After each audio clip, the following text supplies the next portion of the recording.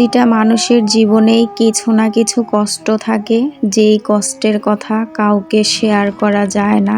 তবুও দিন শেষে হাসি মুখে সবার সাথে তাল মিলিয়ে চলতে হয়। হ্যালো ভিউয়ার্স, আসসালামু আলাইকুম।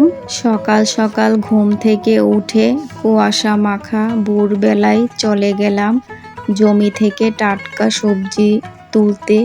গ্রামে কুড়ের ঘরে থেকে যে শান্তিটা পাওয়া যায়, শহরে অট্টালিকায় থেকে সেই শান্তিটা পাওয়া যায় না। ভোরবেলা পাখির কিচির মিচির, কুয়াশা ঢাকা সকাল, সবুজ শ্যামল গাছপালা, খাল বিল নদী নালা, যেন এক শান্তির জায়গা। এদিকে হাঁস গোসল করতেছে আর আমি একটু ক্যামেরা বন্দি করে নিলাম। হাঁসগুলা দেখুন একে অপরে মিলেমিশে কত সুন্দর গোসল করতেছে। প্রত্যেকটা মানুষ যদি এভাবে মিলমিশ থাকতো, তাহলে এই পৃথিবীতে কারোর সাথে কারোর দ্বন্দ্ব থাকতো না, কারোর সাথে কোনো ঝামেলা থাকতো না। সবাই হাসি খুশি চলতে পারতো, ভালো থাকতে পারতো। দিন যত যাচ্ছে ততই বাস্তবতার সাথে যুদ্ধ করতে হচ্ছে। জীবনটা যে এত কঠিন হবে আগে কখনো জানতাম না। যখন ছোট ছিলাম তখনকার দিনগুলা মনে হয় ভালো ছিল। বাস্তবতা কি জিনিস সেটা জানতাম না, বুঝতাম না। বাবা মার আদরের সন্তান ছিলাম, যখন যেটা চাইতাম সেটাই পেয়ে যেতাম। আচ্ছা বলেন তো, ছোটবেলার সময়টাকে আর কখনো ফিরে পাবো? আমি আমার ছোটবেলার সময়গুলাকে, স্মৃতিগুলাকে অনেক বেশি মিস করি। আপনি যাকে সর্বোচ্চ দিয়ে ভালোবাসবেন, বিশ্বাস করবেন, সেই একদিন আপনাকে সর্বহারা করে দিবে। হতে পারে আপনার ফ্যামিলির লোক, ফ্যামিলির বাহিরের লোক। কাউকে নিজের থেকে বেশি বিশ্বাস, নিজের থেকে বেশি ভালোবাসা উচিত না। এখনকার যুগে স্বার্থ ছাড়া কেউ কারো কাছে আসে না। স্বার্থ যেখানে শেষ, বদনাম সেখান থেকেই শুরু।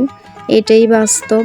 অনেকক্ষণ হাঁটাহাঁটির পর চলে আসলাম জমিতে এসে টমেটো গাছ দেখলাম। গাছগুলা মাশাআল্লাহ অনেক বেশি সুন্দর হয়েছে। টমেটো ফুল ধরেছে, টমেটো কিছু ধরে গেছে, কিছুদিন পর এগুলা খাওয়া যাবে।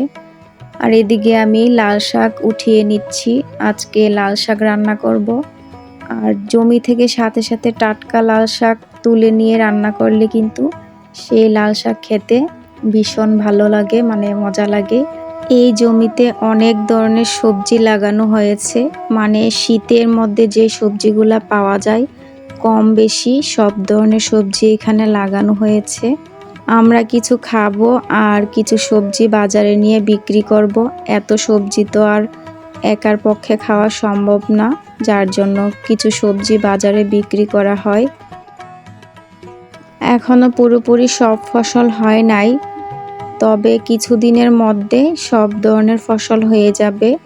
তখন আর আমাদের বাজার থেকে কিনে কোনো সবজি খেতে হবে না। গ্রামে আমার এই জিনিসটাই সব থেকে বেশি ভালো লাগে। সব কিছু একেবারে সতেজ পাওয়া যায়, মানে টাটকা শাকসবজি পাওয়া যায়। এগুলা খেতে কিন্তু অনেক ভালো লাগে।